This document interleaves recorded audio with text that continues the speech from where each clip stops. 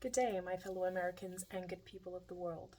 Today I would like to address you in regards to my offering of a grand strategy to help to revolutionize America and revive the American spirit and to renew the American promise and to restore the integrities of the founding documents of the American Constitution and Declaration of Independence, and really set us on a trajectory of a revival of what is in our hearts and in our minds when we think of what it means to be American.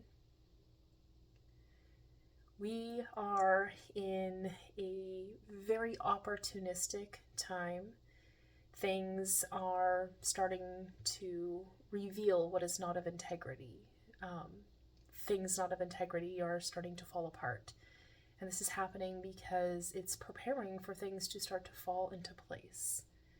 The way I see it is that we have had quite a few catalytic leaders that have come into American politics in recent years that have helped to reveal to us really just how tremendously fragile our democracy is and how precarious our government is positioned and how vulnerable it is in its present state. And as far as I see it, these problems are within them, we find the solution, which is to see that there are some weaknesses that we need to shore up in our nation in order to prevent this type of corruption from manifesting in the future.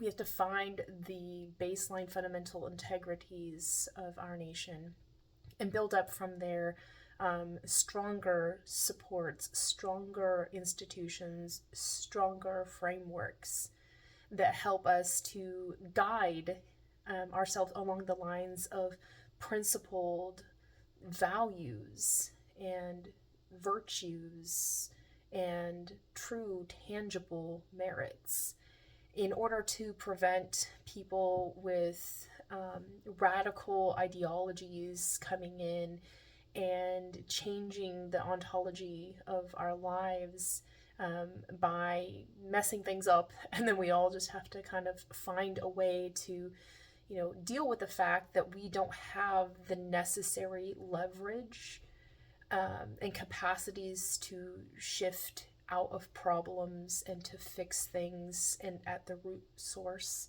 in our American government institutions and systems. And because of that, that's why we have so many problems right now.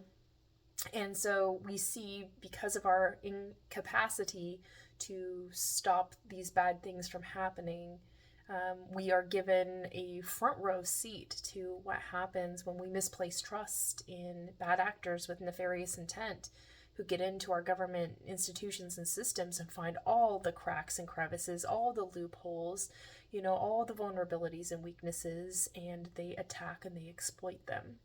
And they do so for their own personal benefit, and they use their capacity to internally shift and alter the way that our systems are interpreted and oriented and applied and enforced in order to rig those systems to favor an interpretation or an expression that skews things out of the favor of many people to direct it towards a few choice people that those persons in the position of government decided are the ones that they want to favor. This is nothing new in politics. This has happened a long time, especially for the fact that corporates, entities have become embedded and infused with the state. And so you have these, parasitic elites that are trying to get everything for themselves, that have merged with the state and overtaken it. And so they're essentially governing by proxy and making it so that the government representatives cannot be responsive to the people in general because they are beholden to corporations. And so we have a lot of outcomes that are favoring the benefits of a few people who are leading corporations, and it's leaving vast swaths of the population behind and setting them at a disadvantage and putting them in a vulnerable state that people who are, in a sense, looking for the next thing by which they can rig a system into their favor will see that weakness or that vulnerability, and they will attack it or exploit it.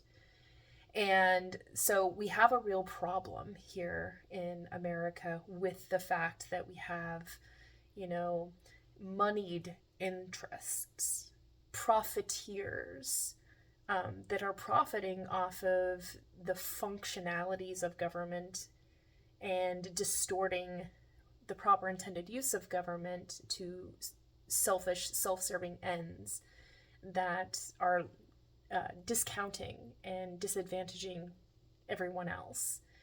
But now we understand, as plain as day, that this isn't a matter of, the lack of political will.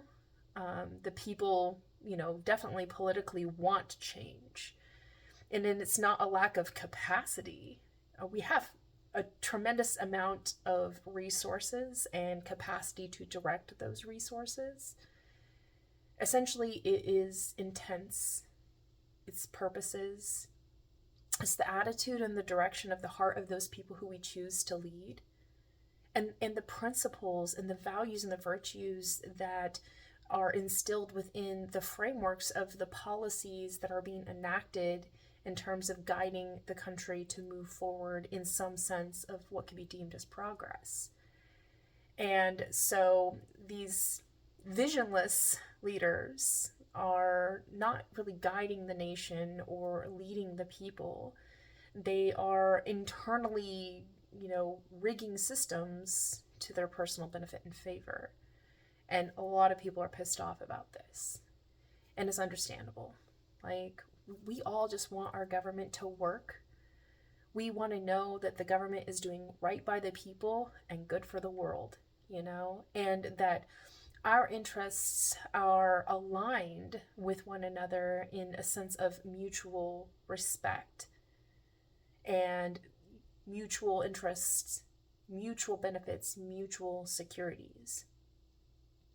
And as we see these very selfish leaders that we have right now leading us away from being able to, mutually agree with one another and to build consensus in terms of how we want to show up together, how we want to apply together, how we want to be involved. And so we don't have any, great cause in common. And a lot of us are getting sick and tired of the infighting and factioning between, political left and the political right. People are getting tired of the Republican Party. They're getting tired of the Democratic Party. More and more people are just, their hearts are singing for somebody to step up and become the responsible party. And this is why we have quite a few different versions of leadership that are coming out, different flavors and different variants of the Republican Party and the Democratic Party. And everybody has this sense that, this is how we're going to push forward.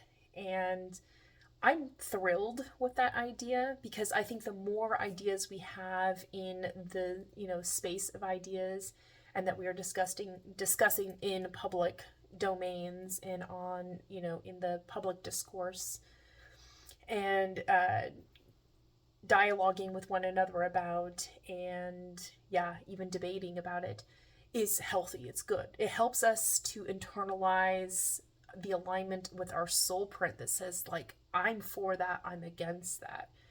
This is what I think is important. This, in terms of priorities, probably doesn't need to happen right away. And it helps us to understand our values. But the problem is that nobody's really looking to what those shared values are.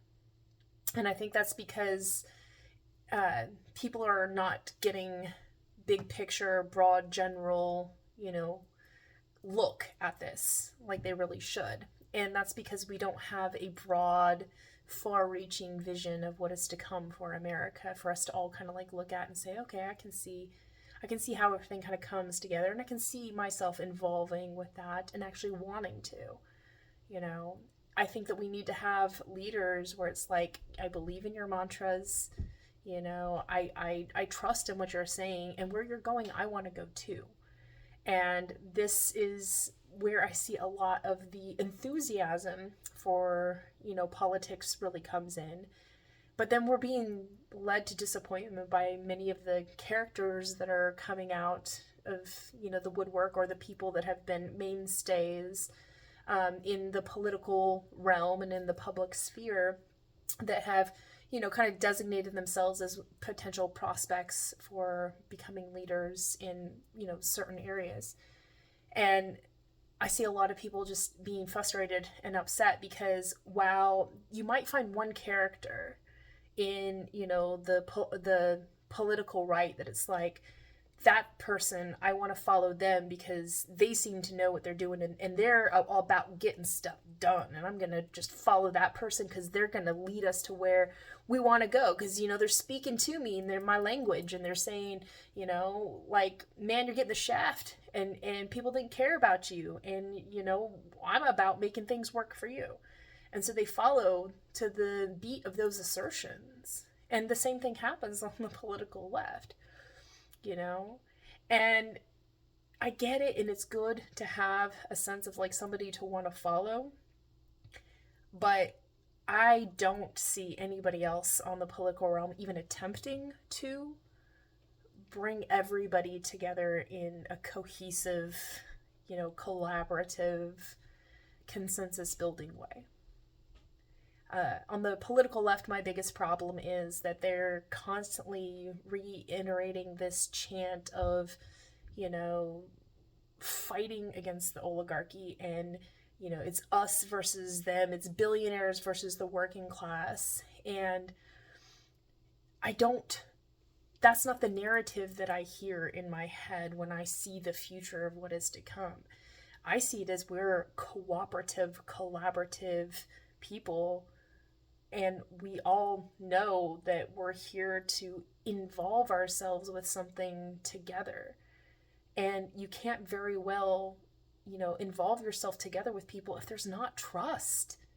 And respect is the first fundamental principle requirement for trust to be built.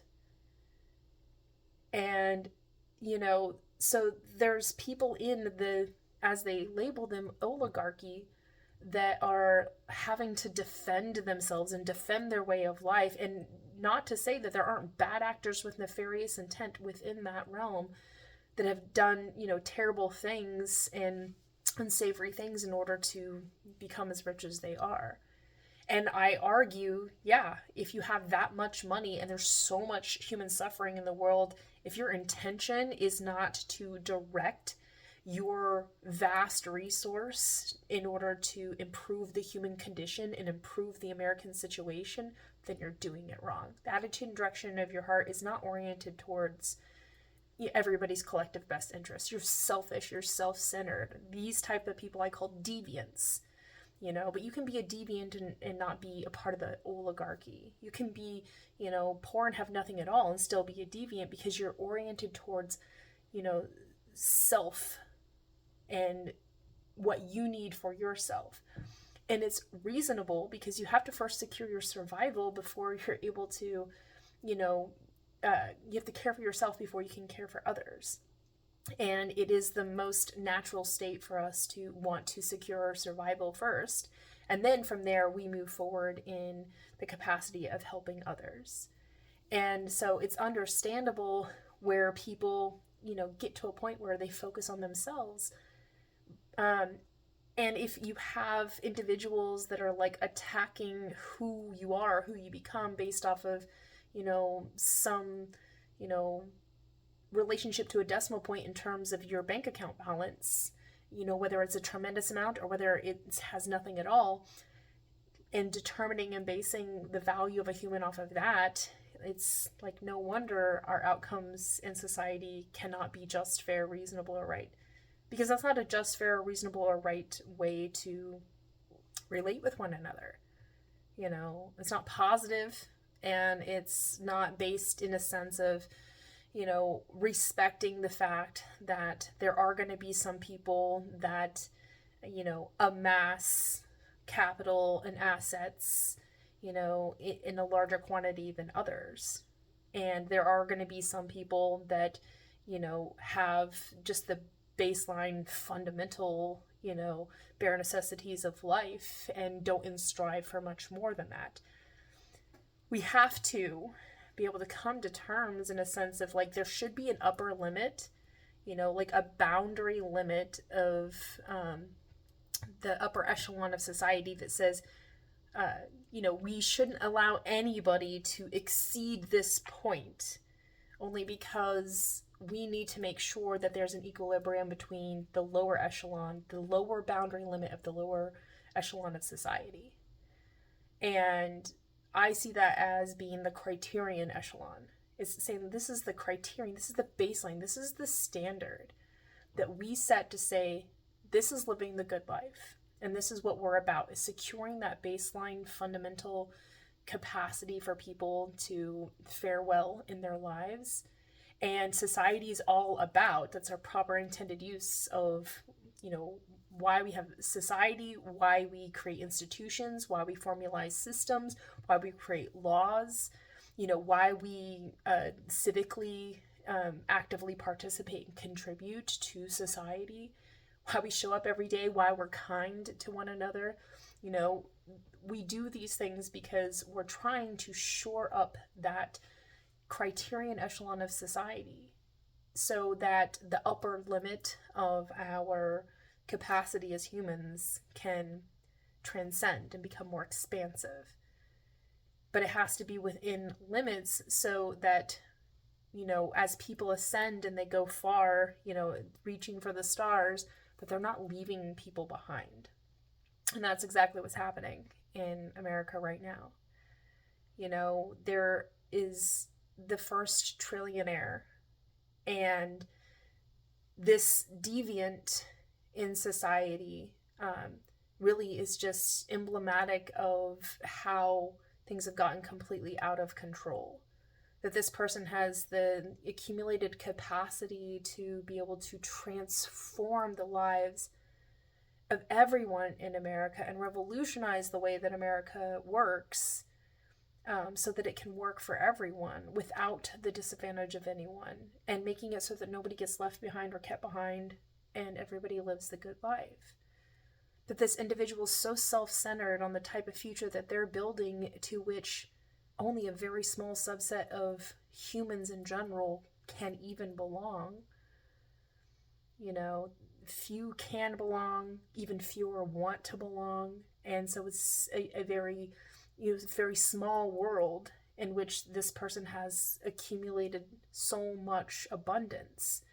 And they're so self-centered and selfish, they're incapable of sharing that abundance with the world. And it's really tragically unfortunate because they don't have sight on what actually matters in the world. And then you have, you know, the rest of society, you know, frustrated at this, the fact that this person can even exist.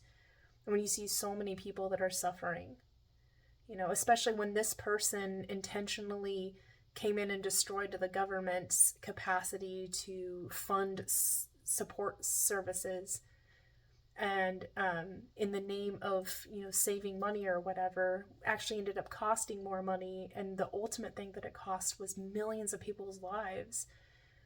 So this person is a bad actor with nefarious intent that has achieved this status of a trillionaire by ill-begotten gains, and has led to tremendous unnecessary human suffering and death.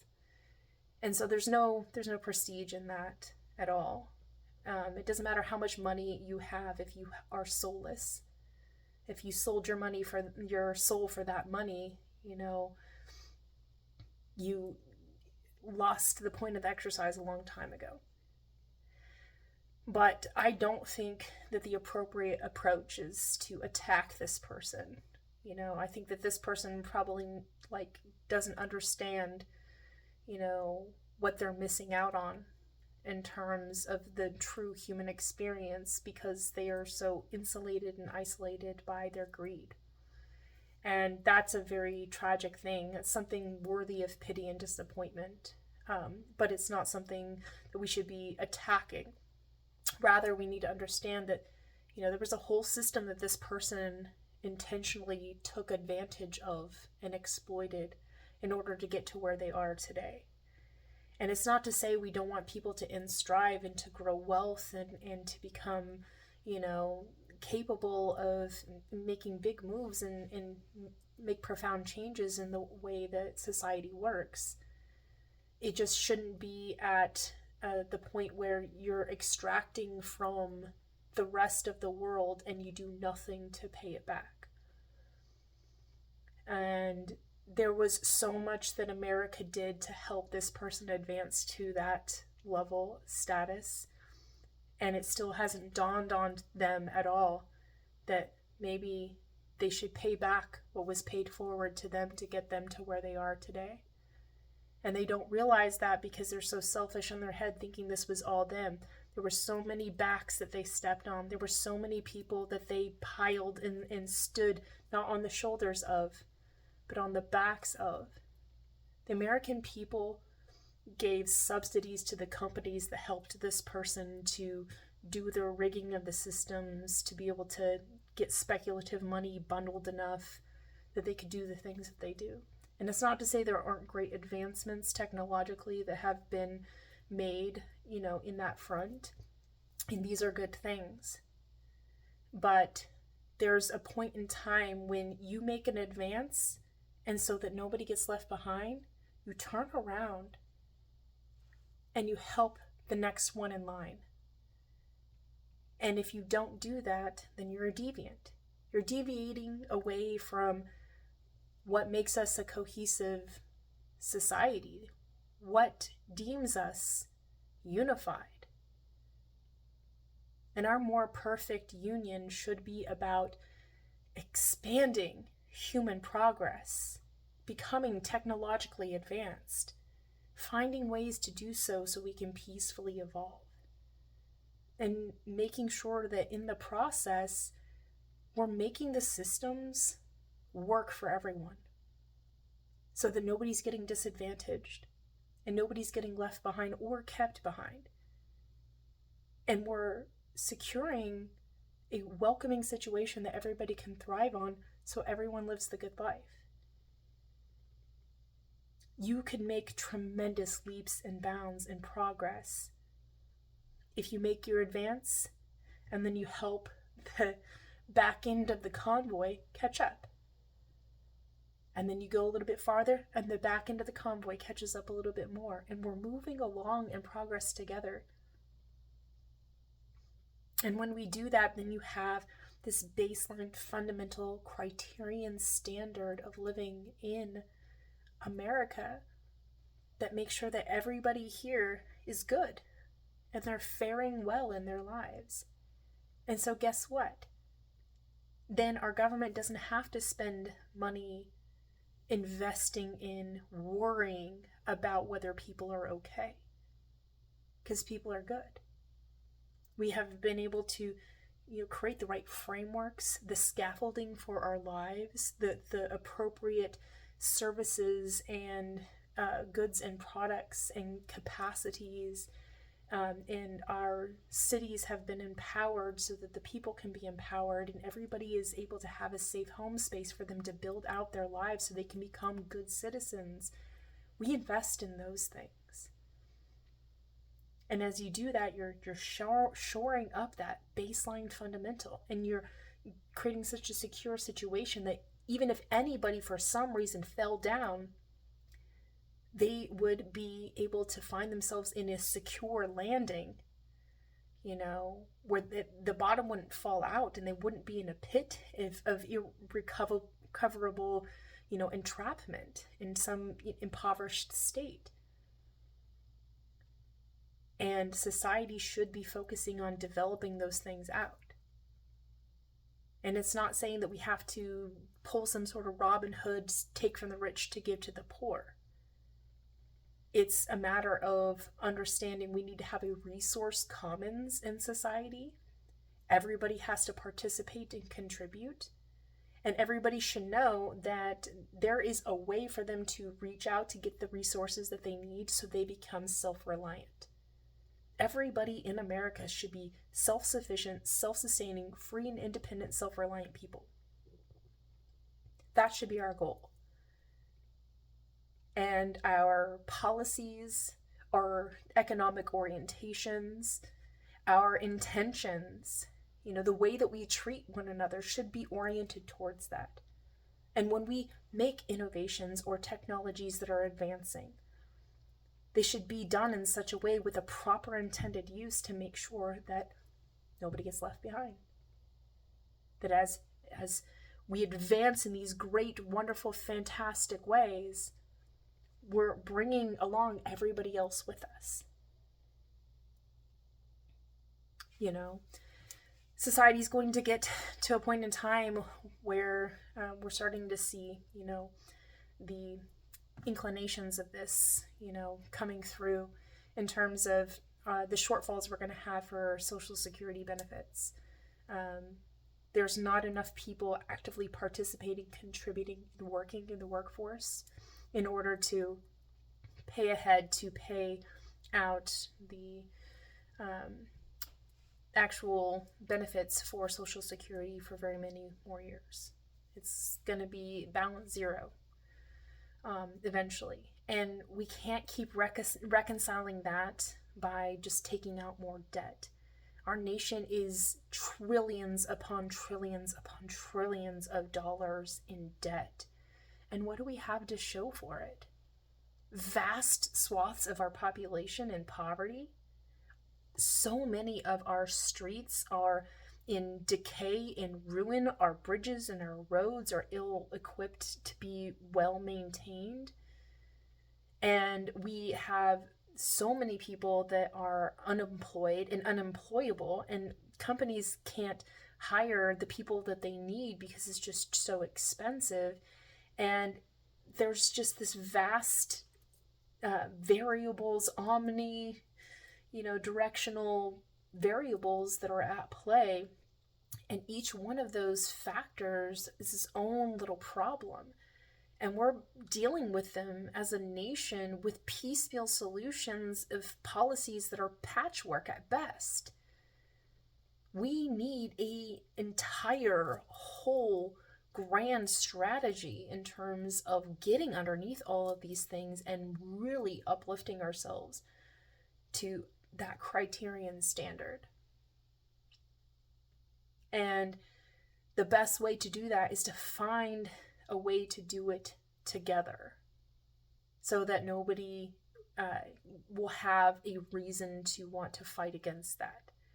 You're always going to have someone that's in the status quo who's benefiting, who's going to hard push and do whatever they can by whatever means to prevent change from happening, especially if it looks like it's, threatening that which they base their reputation on, or that which is become their, rigged system of, income source, these sorts of things. And it's reasonable, it's understandable, because it's like a survival mechanism that's kicking in. And that's why you're not going to get people to holistically involve in a unified theory of what is to come for America if it's about pitting side against side. You have so many of these, they have turned into, they've morphed and evolved into parasitic elites. You look back when they first started in their various industries, most of them in the .com era, they set out to work to change the world. Man, they had this great vision. We're going to do this and it's going to revolutionize the world. We're going to make things better. The planet's going to be better. People are going to be better. Society's going to be better. They had, high hopes and these visions, and then they get in the quick and the, thick of it, and they got their money and they become even more isolated from society and insulated in their little pockets of thriving. They lose the common touch, the common human touch, and they lose touch with reality. And all they see and all they know and all they feel is these limits of their world, which has nothing to do with being a part of the conversation of what about the rest of us? And so somewhere along the way, they lost the point of the exercise, and they're hard pushing to lead us in a direction that not everybody can, not everybody will, and not everybody wants to go. And there's a way, I believe, without, punishing them and taking away from them, a way to get them to shift what they're doing by changing what it is that we value in society. And really understand there is a point in time, and they know it. There's a limit to how much money you make, and then it doesn't really matter how much money you make beyond a certain point. All of these people have the equivalent of the, excuse the language, fuck you money. They just say fuck you, they don't care, they just do whatever, and they're just all about making more money because it's the thing to do. Well, instead, that metric should be about making a difference. Making specific outcomes happen. And for those outcomes to be good and to be based on something that we should all want for each other. And I believe there's a way, even with the most hardened deviants and parasitic elite, to change their hearts and change their minds. It doesn't take as much as we think it does, but it certainly is not going to be succeeded at if we're talking about fighting the oligarchy or pay your fair share in taxes. What is fair? What do you mean by fair share? You have to articulate a vision. These people are responsive to cool, unique, innovative ideas. Capture their attention and their minds and their hearts with something that's so compelling. It's like, that's new. That's different. Never seen that before. Didn't think that was possible. Invite them into this welcoming situation and show them it's something they can thrive on too. Thrive in a way that their money will never be able to satiate their hunger for. Their hunger for something that is so profoundly paradigm shifting that when you look out in the world from what it was yesterday, totally different today. And not because there isn't a continuum factor, but for the fact that we are actually tangibly building progress. And I don't have to worry about you, and you don't have to worry about me, because guess what? Nobody's getting left behind. Everybody's involved. And we're all moving in the same direction. We're setting the pace. We're getting ourselves somewhere. We're saying, if we have these grand visions of what is to come, how do we get everybody involved to get us there? And you're only going to get there if we're not being held down and anchored down by these people who have been put at such a disadvantage in society that safety nets have fallen through, and now these people have become dead weight. And instead of what some people think is the good idea, it costs too much money to deal with this dead weight, let's just cut them off and let them die, because that's what people who are in their little insulated pockets of thriving, out-of-touch deviants think that's how you deal with problems. And they don't look at the people aspect of it, the humanity that's there, and the vast potential of these people. That given the right environment and the right circumstances, and they don't need a hand up, they don't need a hand out, they don't need some impossible capitalistic chance at a big break. They need opportunity won upon a fair shake.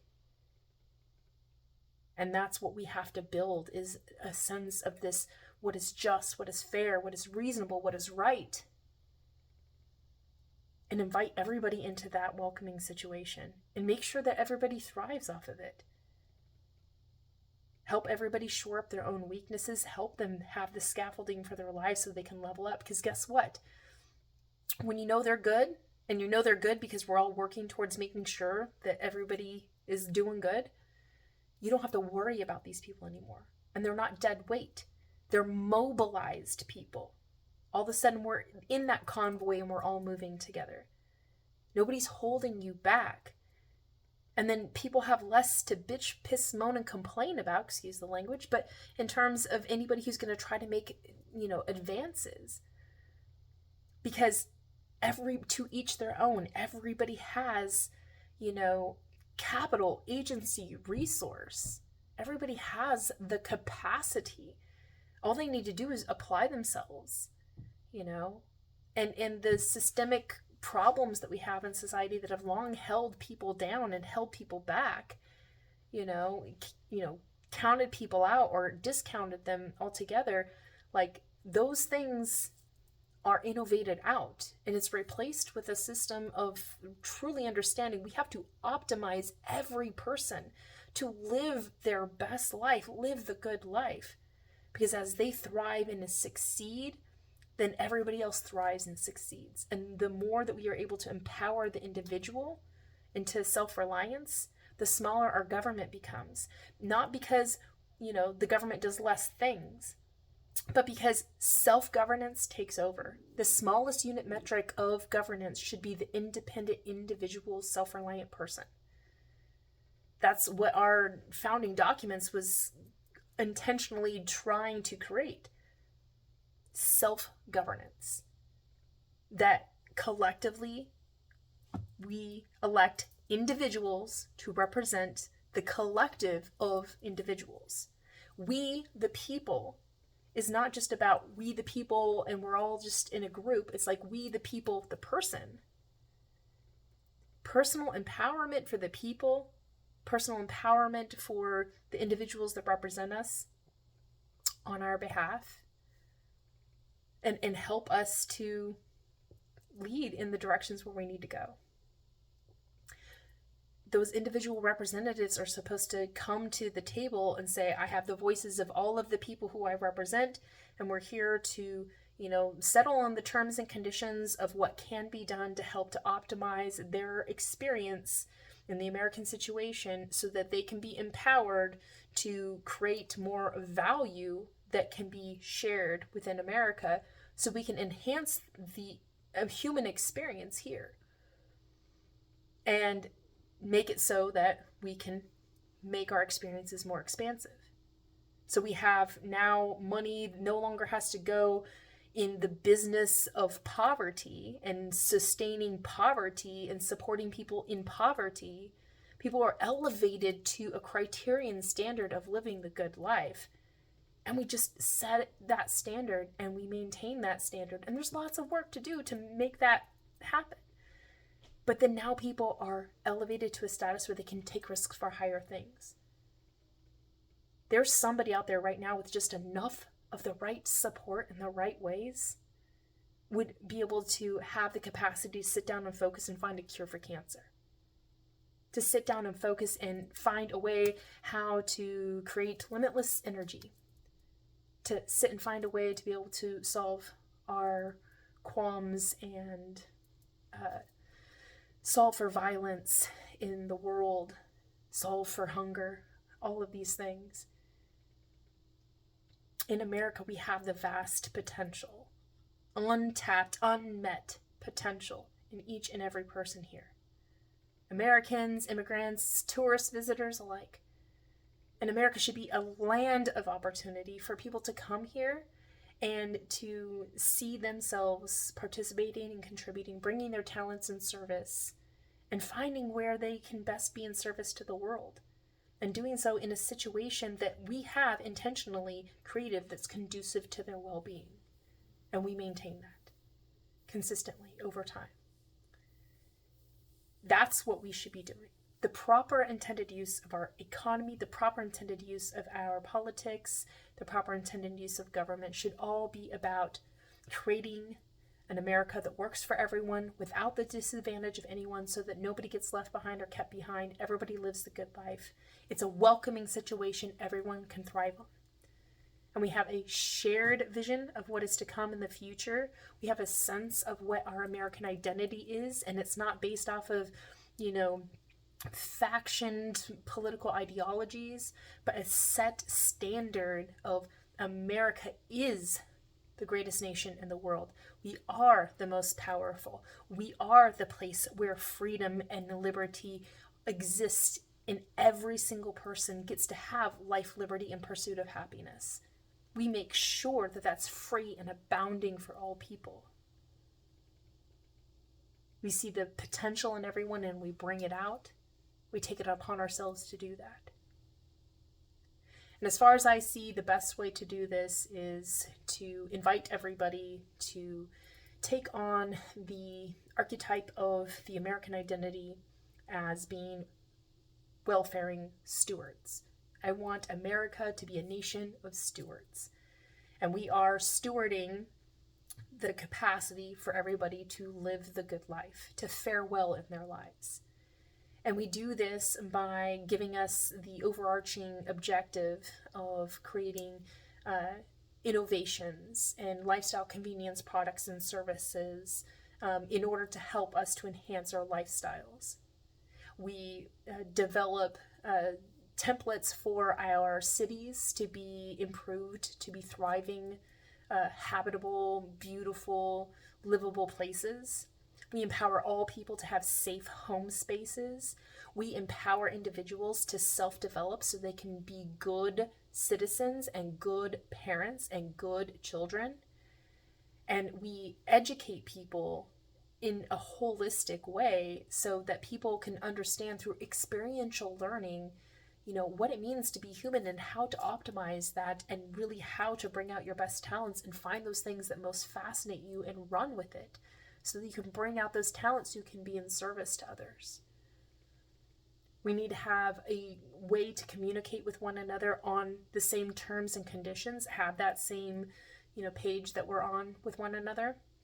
We need to have technology that helps to keep us connected, communications channels that are open, that actually help us to reach the right people at the right time, the right way, for the right reasons, to have the right conversations in order to ensure that we're connecting the dots the way that we need to make sure progress is moving forward, and that we're having healthy debates and open discussions and dialogues in a very transparent and public way, so that things aren't happening in back rooms, they're happening out in the open, and we're speaking with one another to find best practices, so that we're approaching this in such a way that makes sure that how we are doing this is just as important of why we're doing it and what we're working towards. And how we're doing it is part of the process of keeping us united as well. And a lot of the factioning and the distaste we have for one another and the dislike that we have, a lot of those things are just going to start to melt away. And we're going to have a capacity, a means by which we can learn to love one another again. And I don't mean love in the romantic sense, but agape love is just open-hearted, full embrace, positive, unconditional, positive, solicitous regard for another individual, to care. And for us to build up resource commons so that we have what I like to call the might of great care package, a capacity to make sure that everybody has what they need, better than some sort of safety net. It's rather saying, within this resource commons, however you need to tap into it to be able to get from it what you need at the right time to empower you to get to level up at your life, that's what it's there for. And we work the system to make sure that everybody's bringing into the system and everybody's bringing out the system in such a way where it's an empowerment and it's a development. It's something that you feel that you're contributing to and you're getting back from. And my vision of the future is where we all just kind of get along. America becomes on an intentional continuum of an imperishable world peace. We are aligning and in tuning with an ever more healthy, sustainable, stable, resilient, fortified, just, fair, reasonable, right, stable, and consistent and coherent paradigm on continuum. And we're doing this with the intention that, we want to make sure that America can become secure in itself and achieve a status that transcends money and leans into prestige and really sets ourselves apart from other nations and confirms our sense of being leaders of the free world, and we show the world what freedom really looks like. And we assert those values and we stand by them, and we ally with people who complement and reflect back and align with our values so that we can reinforce them, and so we aren't negatively influenced by bad actors with nefarious intent. We show those people there is a better way, that they can turn from the ways of negativity and come into, the full meridian light of doing the right thing at the right time, the right way, for the right reasons, and become a welcoming situation, so that we're so secure here in America that we can now, our best, export will be welfaring stewardship that we can bring to other nations to help them to uplevel the lives of their citizens.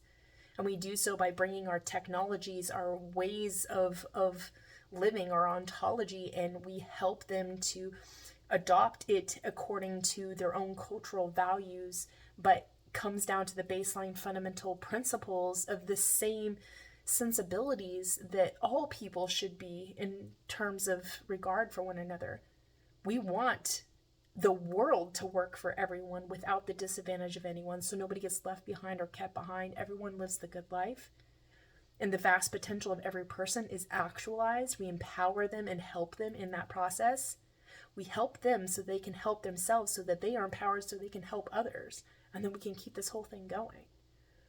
And the way I see it is we have to start taking that type of approach to our involvement with one another, otherwise we're not going to get very far.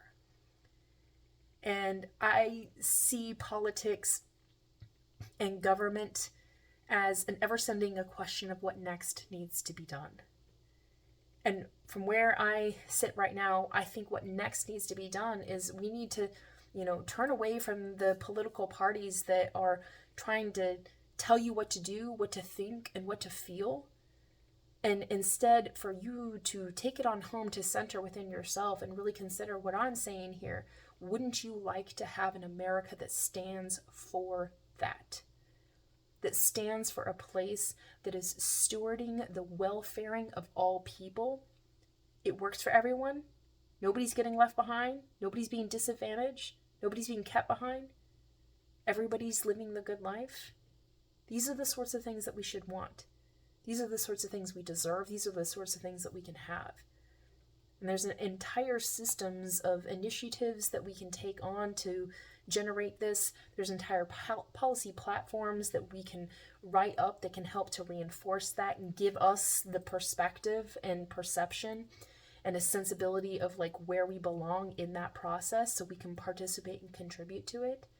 And there's a whole entire education, innovation, infrastructures, integral structures, cultural inclusivities that we can initiate to make this happen and get it to work.